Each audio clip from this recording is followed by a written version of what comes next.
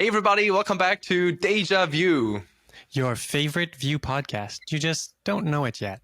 I'm here with Joe Tannenbaum and Alex, my co-host. You may have seen him here before. And we've got a lot of interesting things here to talk about today. Laravel, Inertia.js, some great stuff. Exactly. So Joe is a software engineer at Laravel, at your open source team as well. He's a public speaker, so you might have seen one or two or three or more talks of him, maybe at Laracon recently. Also, everything is linked in the show notes and description. Maybe you've also seen his Laracast series about terminal UIs, if you're into that. Otherwise, definitely give it a swing. It's lots of fun. And besides that, he's also a host at the PHP X NYC meetup, being in New York. So, Joe, welcome to the show. How you doing? I'm doing great. Thank you so much for having me. I appreciate it. Of course, of course.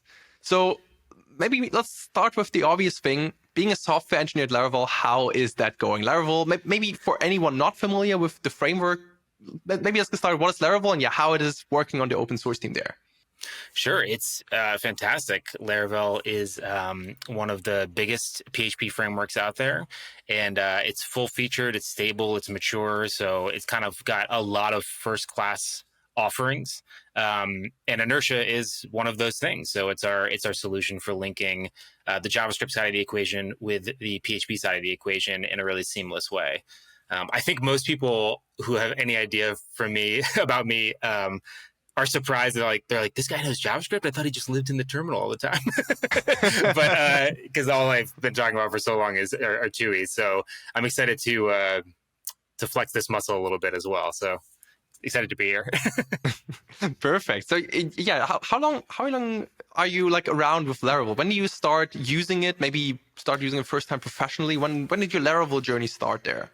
My Laravel journey started, I believe, in 2014, maybe a little earlier. I think it was 5.4. So we're now at 11 something.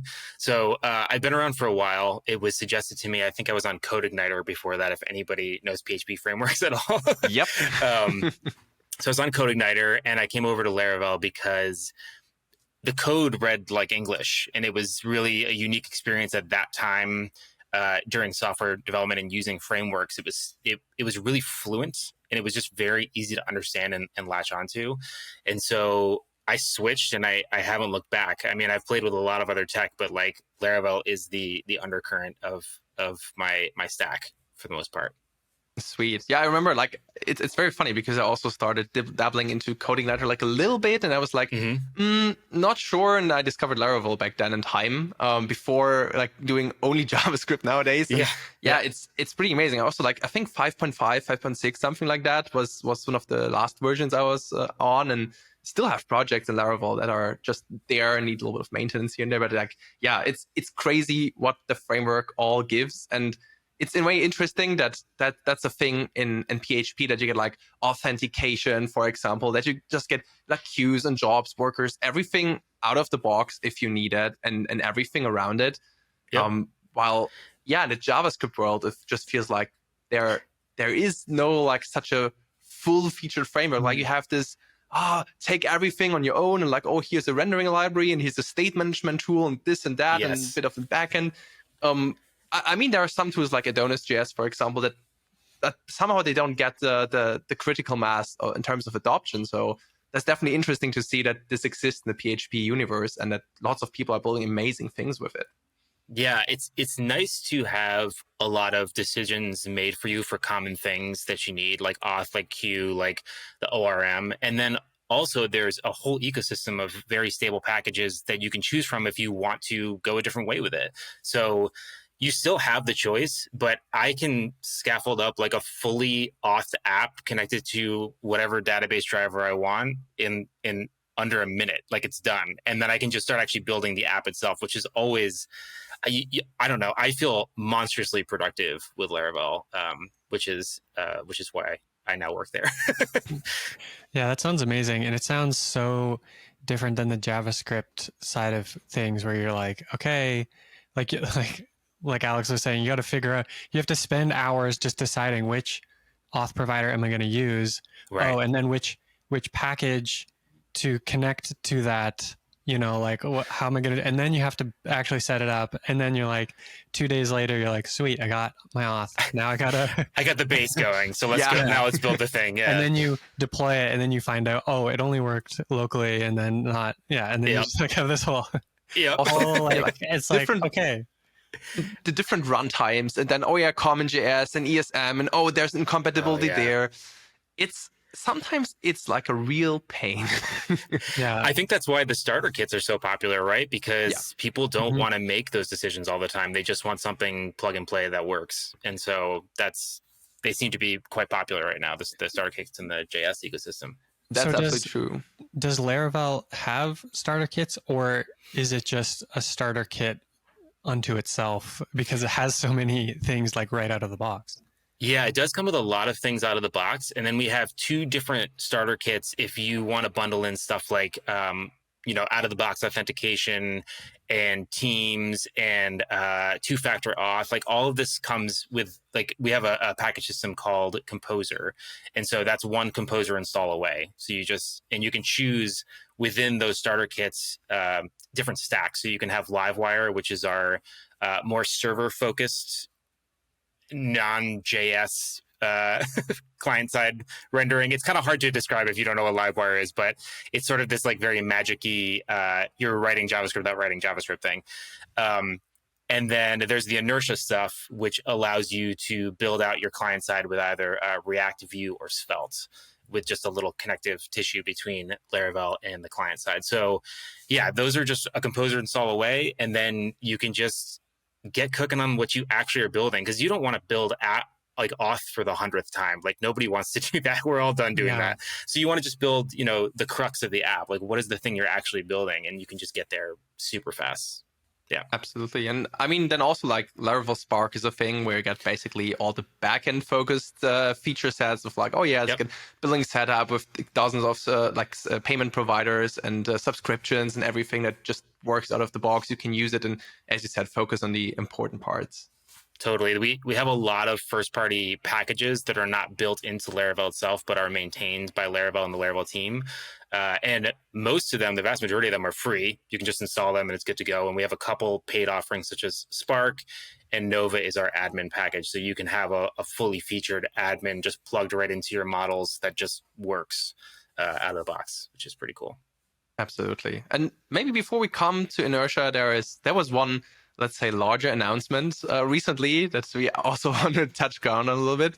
Laravel Cloud been coming. Yes. So maybe you can tell a bit about what Laravel Cloud is, why it comes now, and of course maybe a bit of the funding aspect. Sure. Probably not going to talk about the funding so much because I don't have a lot of info on that, just as an aside.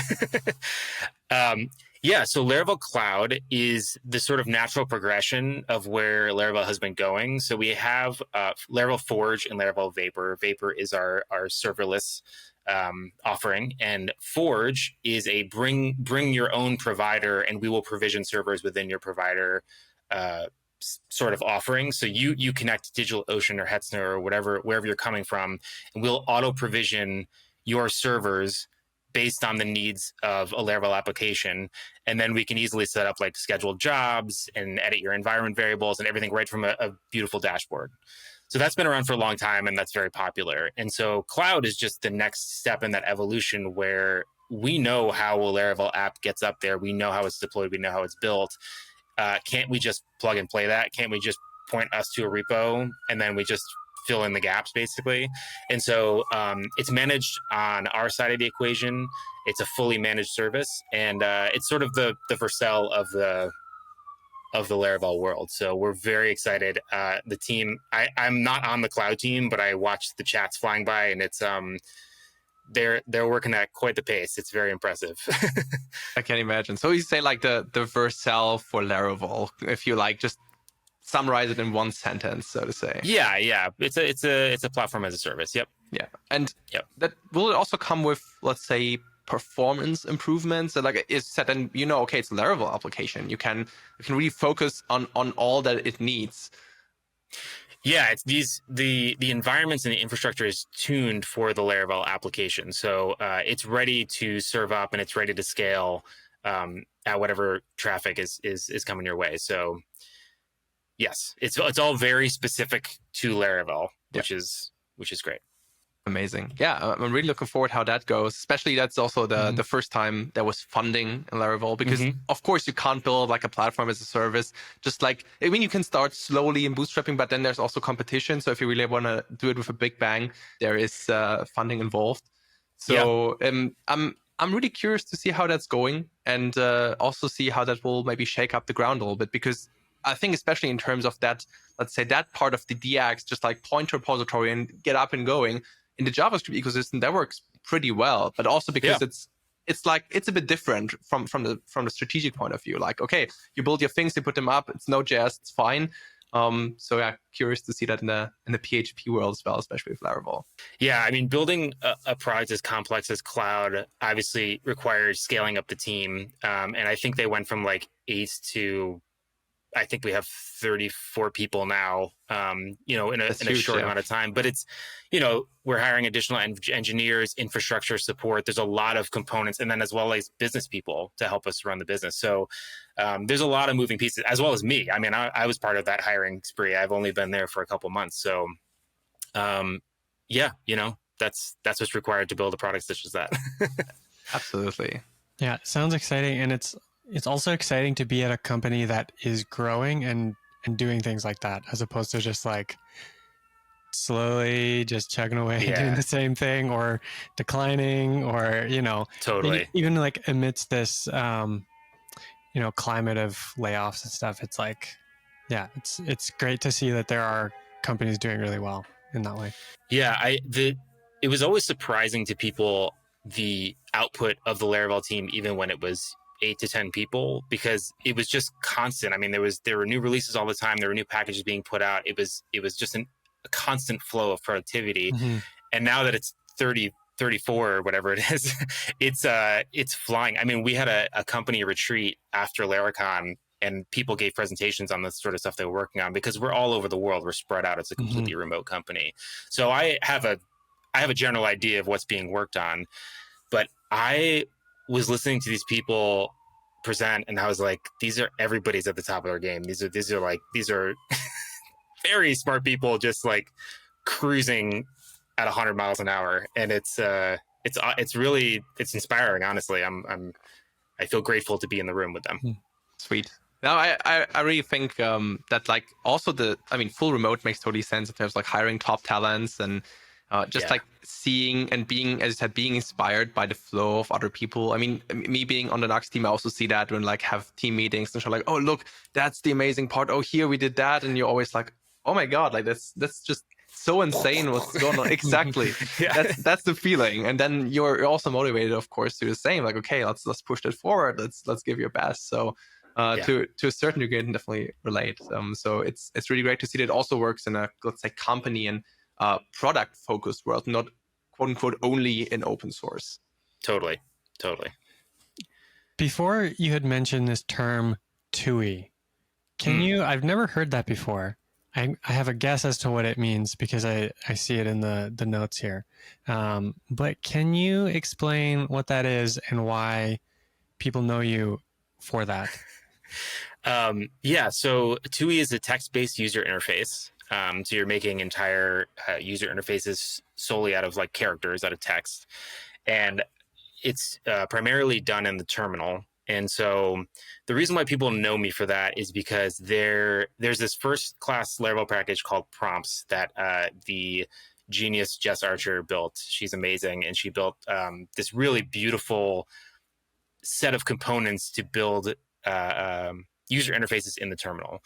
And they were reactive, and they were they would re-render in real time based on like validation and input and whatever you're putting in. So it's really impressive. And when she presented at Laracon last year, 2 years ago, blew people's minds. And so I was one of those people, and I said, this is incredible. I started playing with it, and I went to submit a PR to add something to it. And I realized like the rendering mechanism here is really fascinating, and we could probably blow this up and just make it full screen instead of these little components.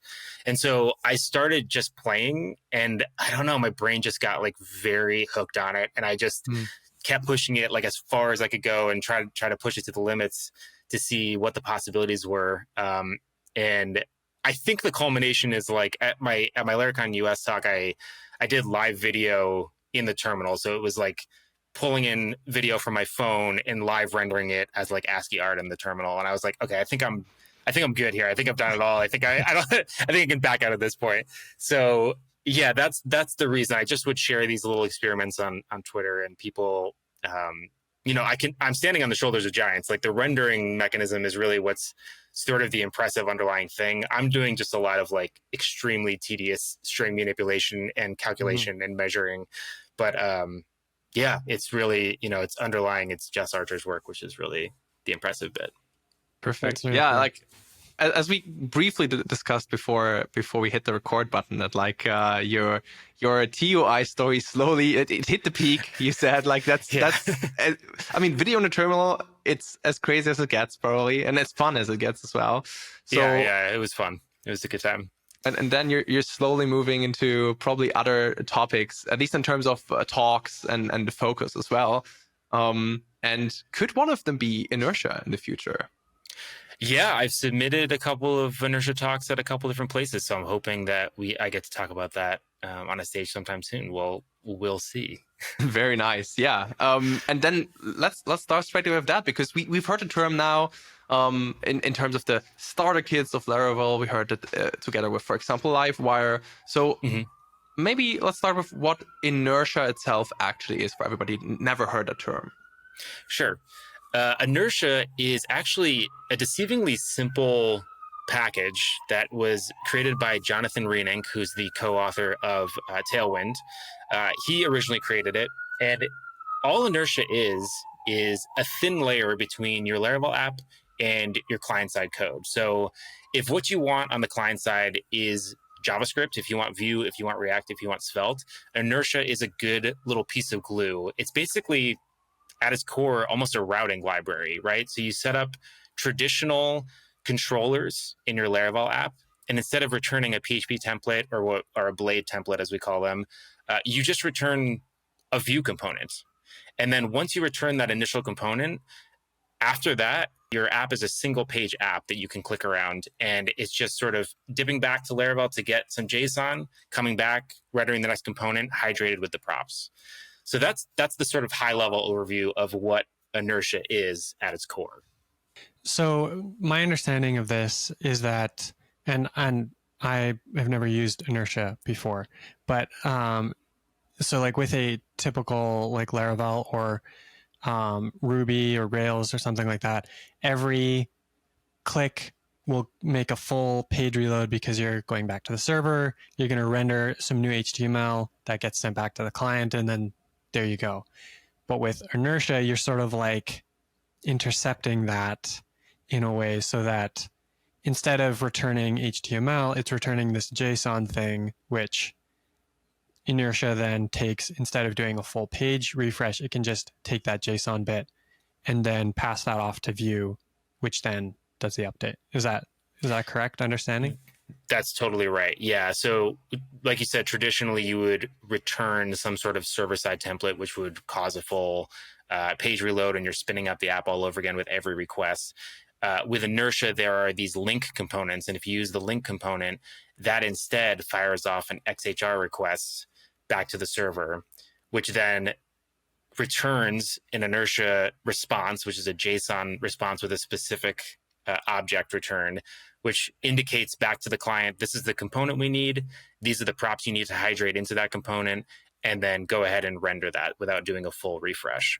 So that's at its core what Inertia is. It sort of spotifies your app and allows you to write as much Vue, React, or Svelte as you want, but we'll focus on Vue for the purposes of this podcast. So if we sort of have this dichotomy in Laravel world where it's like, if you don't want to write JavaScript, you should probably use Livewire. You'll write very little JavaScript. It feels like a server rendered app, but you get a spa feeling. With Inertia, write as much JavaScript as you want. It's very JavaScript forward. So once you're in Vue land, write all the Vue you want. Use whatever packages you want. It's all for you to decide. But you can write the structure of the app as if it's a server rendered app, but get the SPA result of that. So traditionally you would have like a client side and then sort of like build out an API for the SPA to talk to. So in this case, you don't have to do that. We're going to glue that together for you. So it's basically replacing your manual work of defining the API endpoints and what it should return, and just does it for you, so to say, so that every time you do like an SPA like navigation, it will fetch the right things from a Laravel application. And correct. Okay, good. And when you write the routes, then you don't have to do that much extra, let's say, just to say, okay, use Inertia straight away, and that's the component we would return. And other than that, Inertia will figure everything out. Yeah, it's really, it's a weird concept for people that haven't like, you have to like see it to understand it almost, because you're like, well, how does that, well, I don't understand how that works. But yeah. it is just sort of like a wonderful little magic. If you want to write a more traditional feeling server-side app, but have all the goodness that a Vue has to offer, it's a really great way of straddling both of those worlds. And that also means that you can use all the power of Laravel that we mentioned all earlier, and just write all the, let's say, interactive bits, or maybe the main part of your front end in Vue, and it will just be glued together. Yeah, I think that's the main selling point in my eyes, is that you get all of the goodness that comes bundled into Laravel, but then you get to write, a proper front end in Vue the way that you probably want to write it. I love writing Vue. So yeah, it's really best of both worlds, and your back end has never been stronger than just like plugging Laravel into that equation, right? And I think if we want to talk about like pros and cons, obviously you're writing PHP on one side and JavaScript on the other side. So if code sharing is something you're interested in, you don't really get code sharing between the two sides as seamlessly as you might want to. There are packages that convert your PHP objects to TypeScript. So you can get typing on your front end via the Vite build, which is great. So you can share types between the two sides, which is amazing. But if you want to do actual code sharing, obviously that's not something that you can do. But I think the power of the back end that you do receive, in my opinion, supersedes that little bit.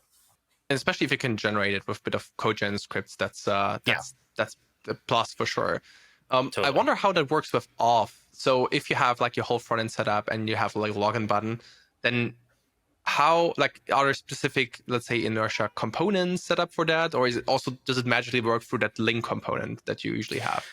So there's a form helper in Inertia, and that has little methods off of it, such as like post, get, put, patch, whatever you would expect off of a form. And that operates in the same exact way as the link component. So you would attach that to the form. It automatically, binds the models to it and then sends that over to Laravel correctly in the same way that the link component navigates as well. Does that make sense?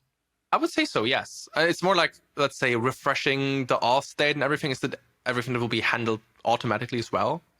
Or does it need like in the same, it's exactly, so if you, let's say that you auth somebody and you want to redirect their dashboard, you can return a redirect, and Inertia understands, oh, I'm redirecting, and it will redirect you correctly within the client side of the app. That's pretty cool. So really, like, everything that Laravel can do by default is modeled through Inertia to make the front end understand it and handle that correctly.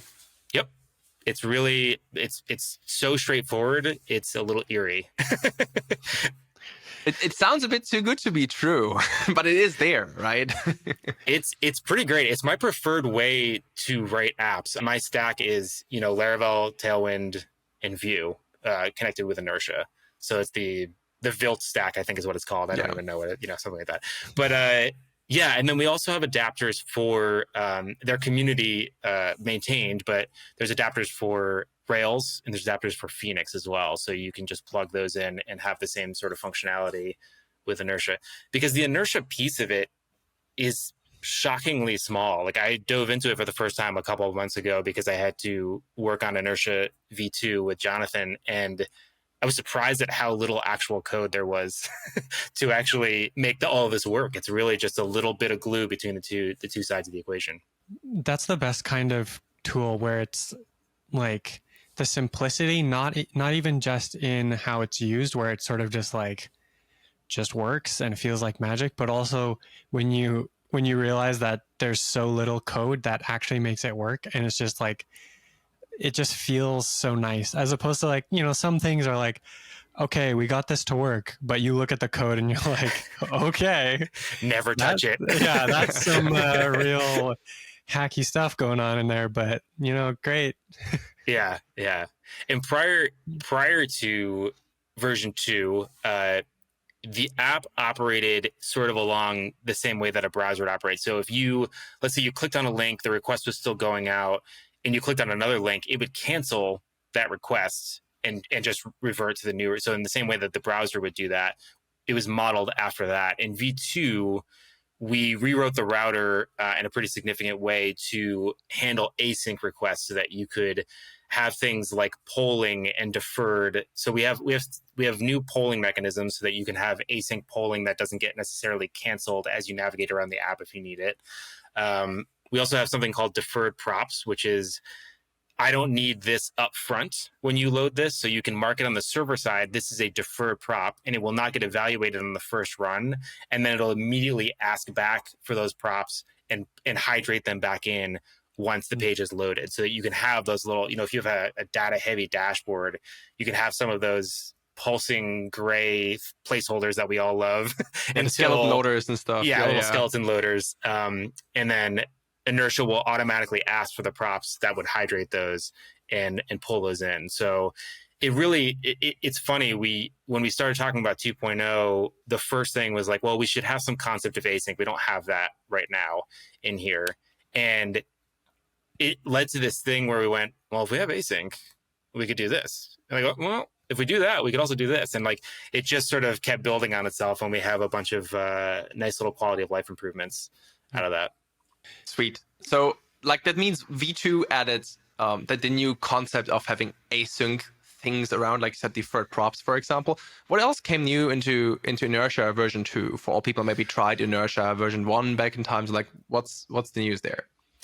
So we also have prefetching. So if you hover over a link, or if you can also prefetch on mount, you can prefetch pages in the background and then get instant clicks into them once you navigate around. So you can decide on a case-by-case basis what you want prefetched in. On top of that, because of this whole async thing that we added, we also have stale while revalidate caching, so that you can say, okay, well, I have a version of this page, but it's a little stale, but in the background, fetch a fresh one, and once it's here, rehydrate that down in. So they get the instant response, but you can show a little like refreshing in the side, or however you want to indicate that, and get props back down as soon as you get fresh data. So that was a big one that we worked on really hard. So a lot of the prefetching stuff is new. Oh, we also have, here's a big one, and this was tough, but we cracked it. I'm hoping, and I think I just wrote the rest of the test for yesterday, so I think we're in a good place. And they're passing, I guess. And they're passing. I got a lot of green check marks. So, perfect. So this is a weird thing. So let's say you're clicking around an app that is client-side rendered, and you log out and you press the back button. You don't want to see things that you shouldn't see, right? This is sort of a common problem. And this was a complaint in Inertia 1 a lot. So it's like, oh, I've logged out. I press back. I can still see everything that I saw. So now we have this concept of clear history, right? So we store pieces of data. We store the props for the page in the window history state, right? So I don't know if you're familiar with this whole concept. This was a deep dive for me a couple of months ago. So we store page data in history state. You can't actually delete past pieces of history state. You can only deal with the history state that you're actually looking at right now. So you can go backwards and forwards in it, but you can't delete past pieces of history state. So we came up with this thing where we are encrypting history state. And then when you decide to clear history, we just rotate the key so that it can't be decrypted anymore. And if we get an encryption miss, we fetch it fresh from the server, and the server decides, well, are they auth? Do they have permission to see this anymore? So you get that fresh information from the server that determines at the source what the user should actually see based on the current state. So that was our solution, and it took 5 different iterations to finally get there and figure out what that looked like. But Jonathan is a very smart fella, and he was like, what if we encrypted the state? And I was like, my guy, Yeah. he figured it out. So yeah, that was a cool thing. You encrypted also based on, let's say, the JWT token of the user, then that like only the user can actually decrypt it again, or is it like based on what is it encrypted? So we're using the window.crypto subtle, whatever that, I can't remember off the top of my head. It's the crypto built into the browser that we're using. And what we do is we store the key for that in the Windows session storage. So whatever the rules of the Windows session storage are, so once that gets cleared, if they close out the browser, that history is now gone. Like if they will not be able to decrypt the history. And all we do on a clear history, you can say from the back end or from the client side, clear history, and it just deletes the key from the Windows session storage and generates a new key.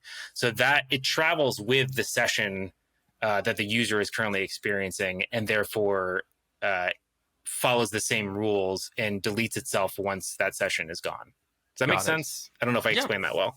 No, I think that totally makes sense, especially because you are in some degree with like cookies and everything, and like say the more server-side paradigm. It's also it totally makes sense to attach to the session storage. That's good. Yeah, sounds like a good way to solve that problem, and I've definitely experienced that before in things that I've built where you log out and you go back and you're like, wait, I'm logged out.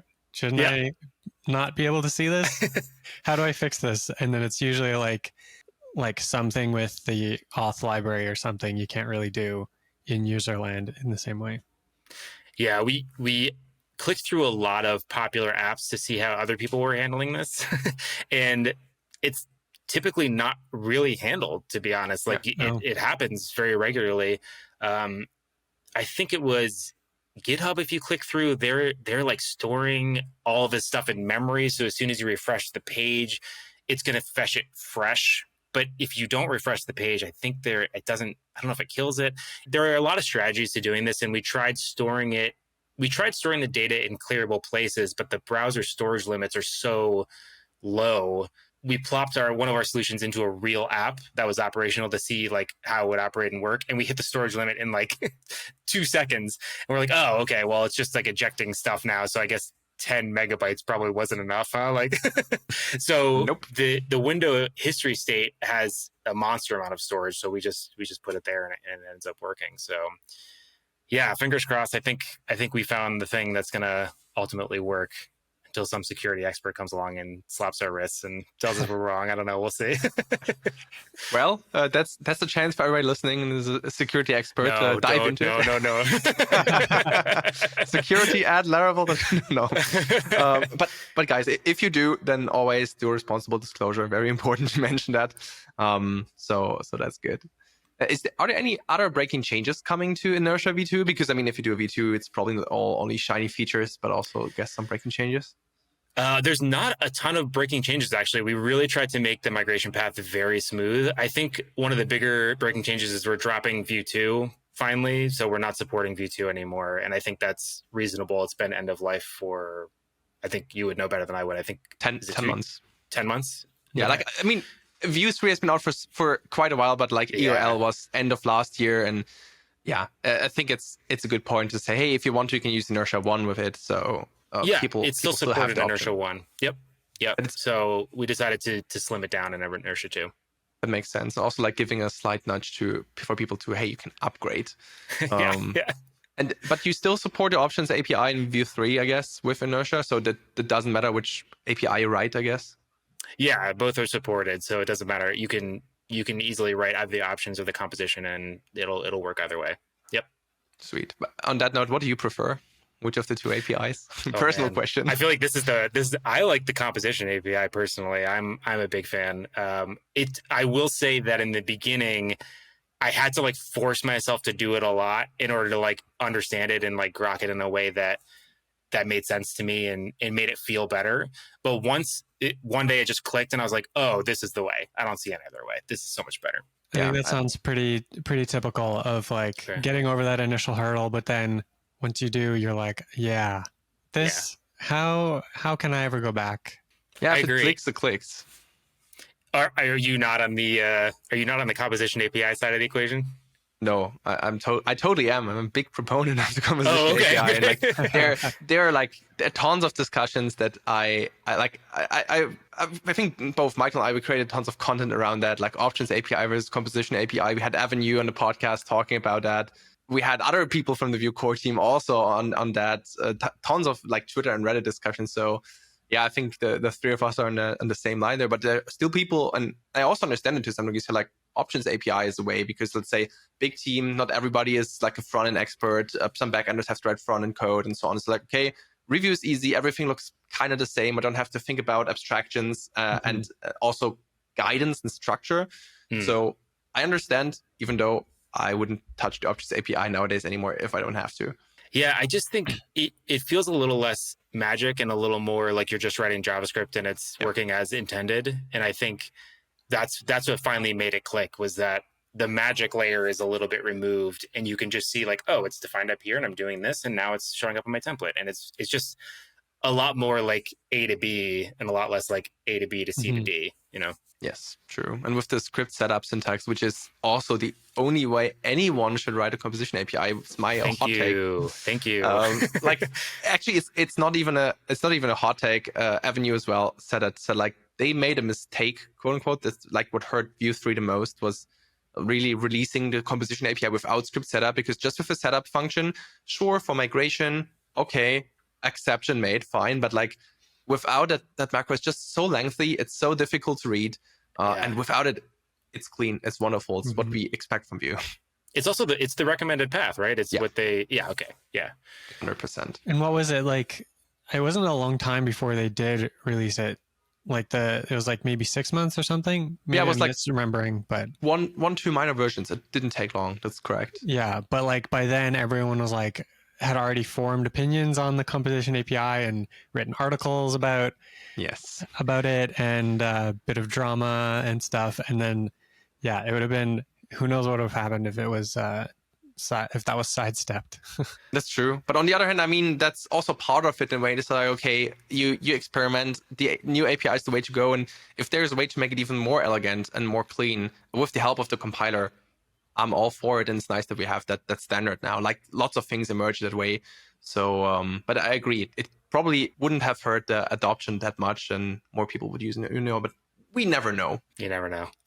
So coming back to Inertia real quick from the typical question, we should maybe ask everybody coming on anyway.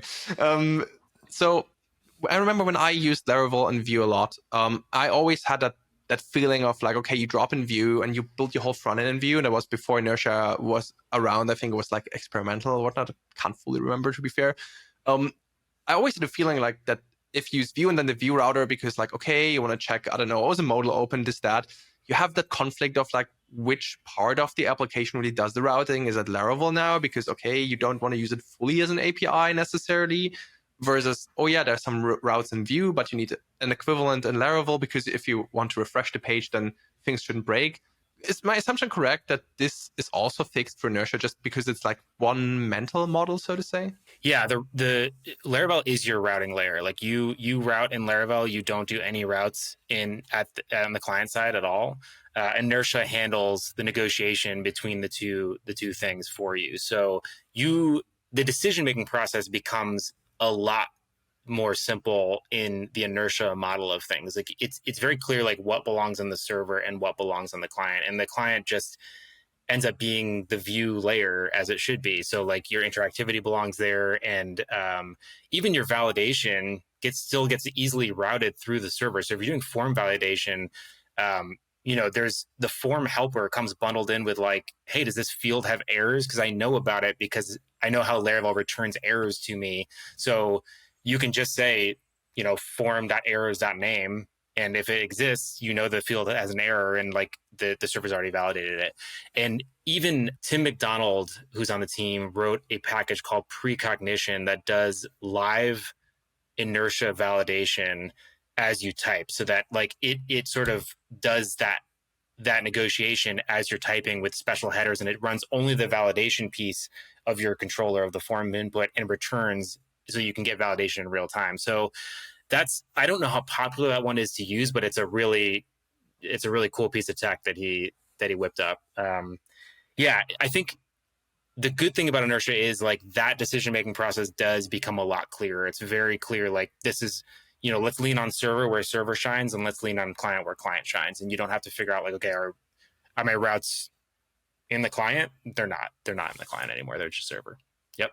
I think the formalist part is also a good one because I was thinking about translations, for example, that also like have them in Laravel, and if Inertia has a way to also fetch them from the server side, and same with validation of like, okay, can I just say, hey, that's my form, that's roughly what I expect, like mix and match, so to say, and you also answered that one already. But yeah, with regards to translation, it would be interesting too if that's possible. That's a good question. I haven't done a lot of localization with Inertia apps, but I know people who have, and I know, that's something probably you'd have to lean on like a community package for. I don't think we don't really have like a first party answer to that yet. But yeah, I know there are ways to inject the localization because there's a huge localization mechanism within Laravel itself that allows you to easily localize strings. And so I believe there's like a Vue translation layer that allows you to inject that in, but I don't know off the top of my head, to be honest. That's totally fine. But I mean, as you said, there are so many community packages out there. Probably there is at least one that's covering that, which is also amazing to see in the Laravel ecosystem. I feel like in Vue it's pretty similar. Like we have so many things now around, so it's also great to see that. Totally. Then maybe there's one more, at least for me, elephant in the room, which is... Is that a PHP joke? Are you making a PHP joke right now? Nice. Yeah. Well caught. It's not PHP. It's another three-letter acronym. It's SSR. So, yes. As someone being on the Nuxt team, I was wondering, can you do server-side rendering with Inertia as well to render your whole application on the server side through, well, I'm curious how that will work, if that's possible. Yes, so we do have an SSR story. And so how that works is that Inertia runs a command in the background that spins up a node process and feeds it through that.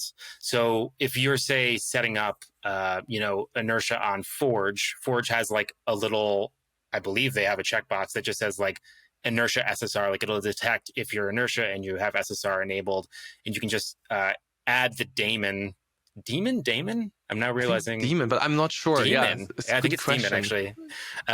It'll add the daemon so that it'll run that node process continually in the background for SSR requests. So that is sorted. We do have that. I'm sure it's not as clean as like if you were writing JavaScript on both sides. It's probably a cleaner story there, but we do support that. Yes.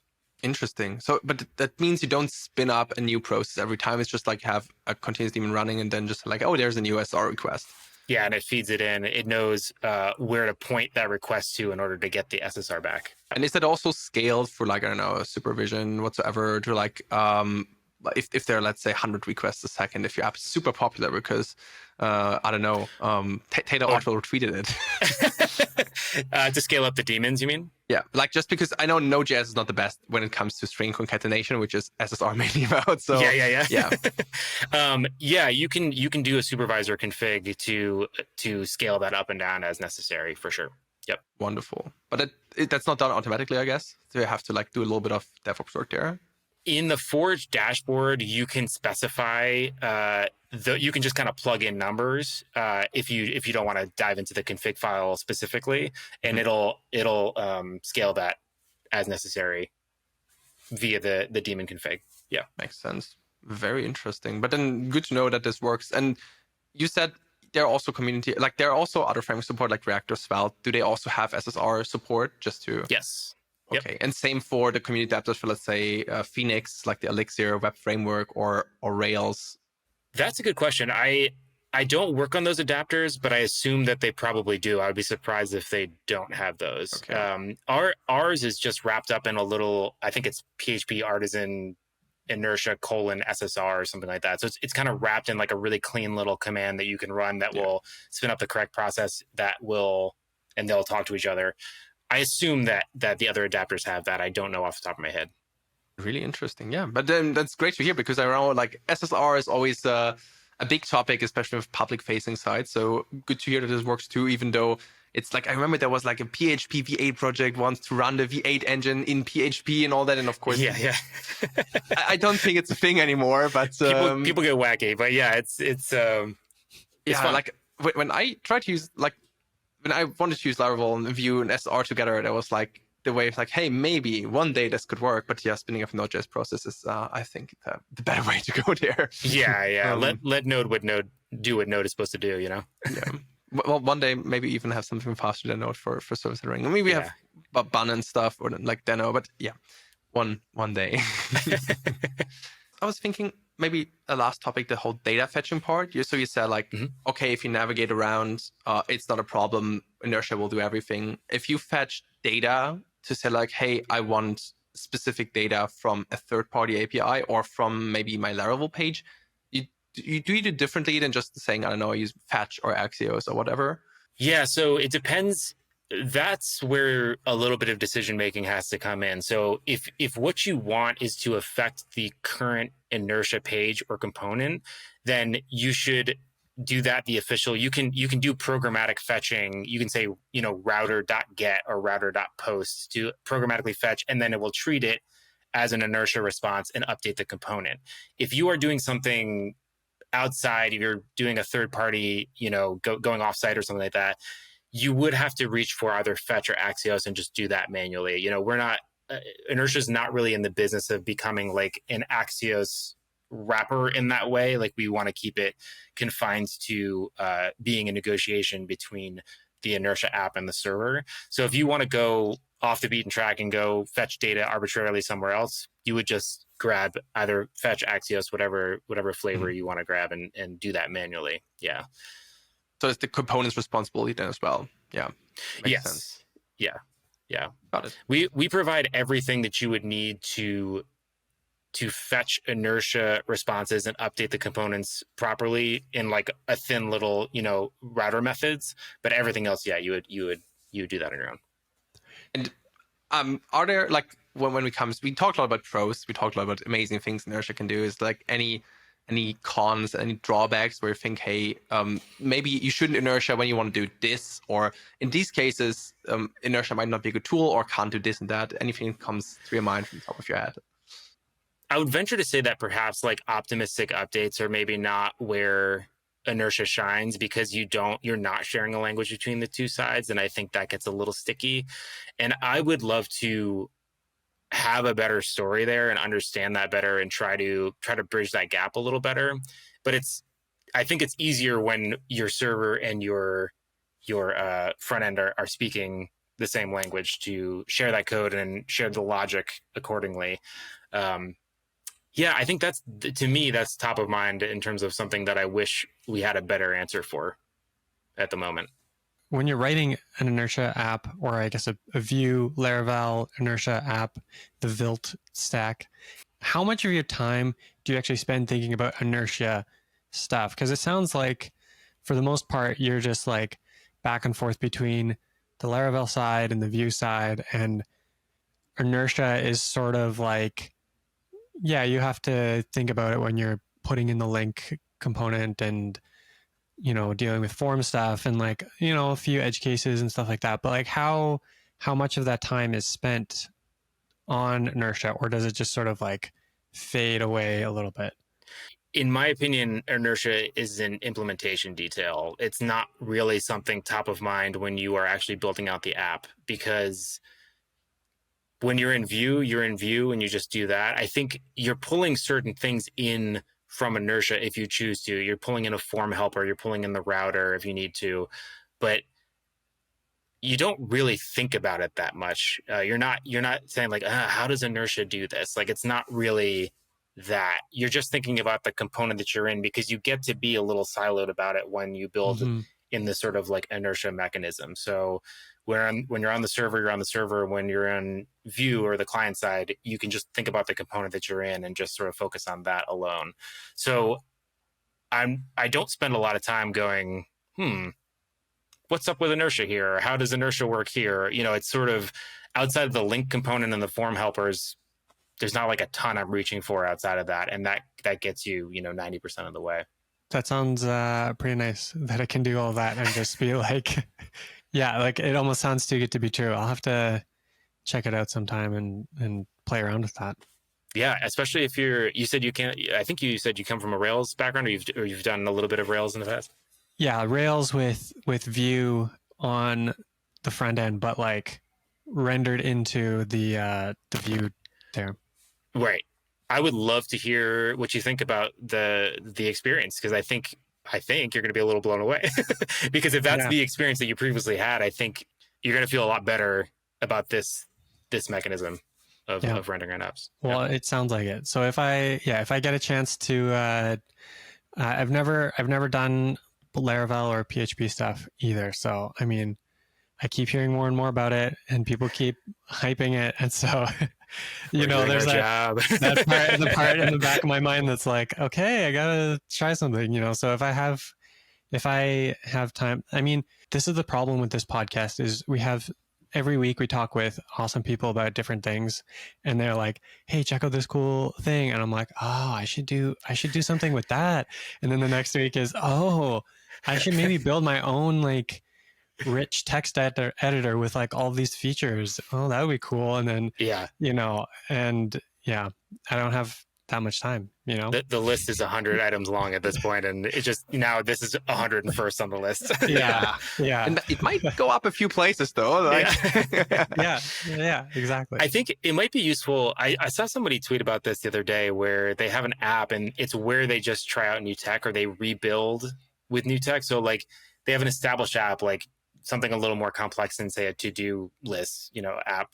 And, oh, I should try out this tech. Let me just I know what the use case is here. I know how this fundamentally works. Let's just rebuild it with the new tech and see how it feels. And I think that's kind of a smart way to do it. And eventually you get tired of building that app and you pick a new app that's like a little starter app. So just to be able to like hit the ground running in a domain that you're very familiar with and that you've built a couple times with new tech, I think would give you a good perspective on that. I think I'm thinking about doing that.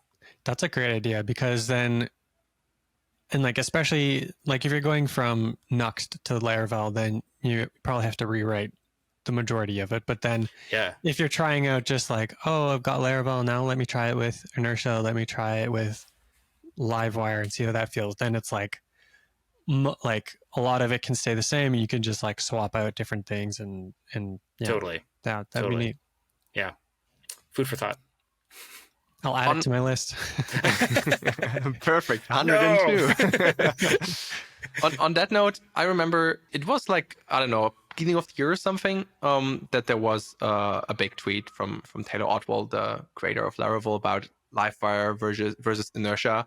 And I think he also mentioned the way that like Inertia is kind of let's say it's done. We had also Avenue here saying like, oh yeah, I don't know, a project it can be finished piece of something, like feature frozen. And in what way now that Inertia v2 is there, in what way does it also apply to Inertia as in like, hey, don't expect any crazy features here anymore? Is it done in way like feature complete? That's a good question. Jonathan's intention is to keep Inertia's scope pretty tight. It does one job and it does it really well. And I am very on board with that vision. I think that's very smart. I think it's easy to get, let these things blow out of control and sort of become a different beast than the original intent was. And so we were considered a complete software. Like there wasn't, outside of bug fixes, there wasn't really a lot that needed adding. I think this new async layer opened up some possibilities that maybe leveled it up a little bit. But I would say like, don't expect like big wild things coming out of Inertia. Like it really is a very small piece of glue between two different pieces of your application. And so we're happy to enable things that keep it up to date with, the standards of web development and what you would expect an app to do in 2024. But I don't think, I don't know how mind-blowing the things coming out of Inertia itself would be. I think it just allows you to use the new mind-blowing stuff coming out of Laravel and the new mind-blowing stuff out of Vue as easily as possible. I think it's a much smaller piece of the puzzle than I think people might realize, where it's really just connecting two excellent other things together.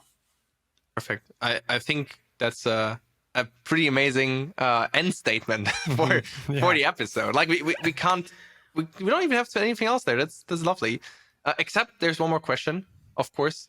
So, Joe, where can people follow you? Anything you want to plug? Anything you want to mention? I have no plugs, but you can follow me on Twitter at Joe Tannenbaum, and everywhere else I'm at Joe Tannenbaum. So if you want to follow me anywhere else, that's also good to go. And I really appreciate you guys having me on. Thank you so much. Of course, you're welcome. Thanks for joining. All the talks you mentioned, all the links, everything will be in the show notes, in the description, all your handles as well. Awesome. So right. thanks a lot for coming on, telling us a bit more about Laravel, Inertia, and everything around it. And I hope to talk to you very soon, maybe for Inertia v3 in 5-10 years. Who knows? It might take a little while for that. In a decade, I'll be back on. I'm happy to come back on. Exactly, or other topics earlier. We'll maybe see. Sharing so much. Maybe you can come up to VueConf Toronto in November. Yeah, when's that happening? November 18th to 20th. Yeah, we'll be both there. Okay. Yeah, we're both. Maybe I will actually. There. That'd be fun. That would be sick. Yeah. And to our listeners, if you want a discount of 15%, DejaVue. That's the code. It'll get you that. Also, link for that code in the description. Yeah. Perfect. Yeah, it's not too far away for you. It's no, it's totally easy. That's short easy. flight or a medium length drive. A lengthy drive, but doable. Yeah, absolutely. That would be really sick. So, and of course, if anyone listening will come there too, we're looking forward to talk to you, have a little chat, discuss about option versus composition API and which amazing backend framework you use. So, we'll definitely psyched for that. Of course, don't forget to watch, if that's the latest episode, then the older ones, right? We have lots of other cool episodes as well. And if that's not the newest one, then what are you doing here? You have to catch up faster. So stay tuned for that and talk to you soon, folks. Thank you. Bye-bye.